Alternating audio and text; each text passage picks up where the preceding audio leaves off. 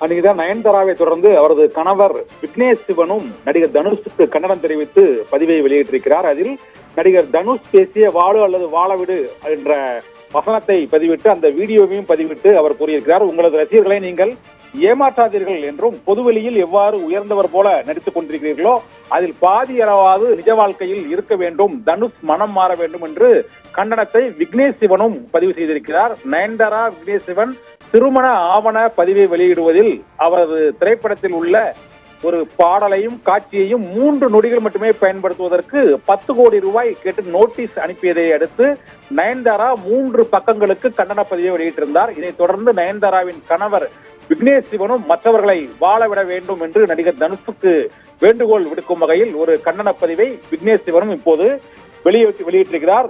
நானும் ரவுடிதான் என்ற படத்தில் உள்ள காட்சிகள் சிலவற்றை சில நொடிகள் காண்பிப்பதற்கு அவர் தொடர்ந்து இடையூறு செய்ததாலும் முட்டுக்கட்டை போட்டதாலும் தான் நெட்ஃபிளிக்ஸில் நடிகை நயன்தாராவின் அந்த திருமண ஆவணப்படம் வெளியிடப்படுவது 2 ஆண்டுகளாக தாமதமாகி இருக்கிறது என்றும், உள்நோக்கத்தோடும் மனதில் தவறான எண்ணத்தோடும் அந்த டாக்குமெண்ட்ரியை வெளியிட விடாமல் தனுஷ் தொடர்ந்து இடையூறு செய்திருப்பதாகவும், சட்ட ரீதியாக நீங்கள் நடவடிக்கை எடுப்பதற்கு உரிமை இருந்தாலும் மக்கள் மத்தியிலும் பொதுவெளியிலும் அதை எவரும் ஏற்றுக்கொள்ள மாட்டார்கள் என்றும், உங்கள் ரசிகர்களுக்கு ஒரு பாதி அளவாவது உண்மையாக இருங்கள் என்றும் கூறி நயன்தாராவின் கணவர் விக்னேஷ் சிவனும் நயன்தாரா கண்டன பதிவு வெளியிட்ட சில நிமிடங்களில் விக்னேஷ் சிவனும் ஒரு வீடியோ பதிவை, அதுவும் நடிகர் தனுஷ் பேசிய வசனத்தையே அந்த வீடியோவாக வெளியிட்டு, உங்கள் ரசிகர்களை ஏமாற்றாதீர்கள், மனம் திருந்துங்கள் தனுஷ் என்று குறிப்பிட்டு விக்னேஷ் சிவன் அந்த வீடியோ பதிவை சமூக வலைதளத்தில் சற்று முன்பு வெளியிட்டிருக்கிறார். நிகிதா.